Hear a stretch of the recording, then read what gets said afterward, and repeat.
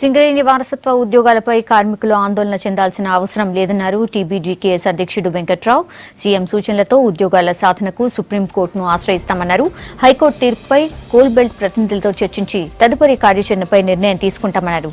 JAC Congress నాయకుల ఒత్తిడితో సతీష్ కుమార్ అనే యువకుడు హైకోర్టుకు వెళ్లాడని చెప్పారు. పెద్దపల్లి జిల్లా గోదావరిఖంలో పర్యటించిన ఆయన వారసత్వ ఉద్యోగాలపై కార్మికులతో చర్చించారు.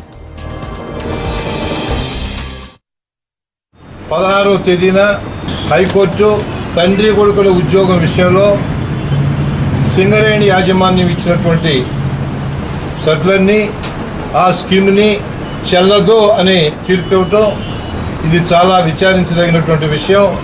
ఆర్టికల్ 14, 16 దృష్టిలో పెట్టుకొని సింగరేణి యాజమాన్యం మరొక స్కీమును తయారు చేసి ఇవాళ ఇచ్చినటువంటి తీర్పు అడ్డు రాదు అని ఖచ్చితంగా చెప్పింది.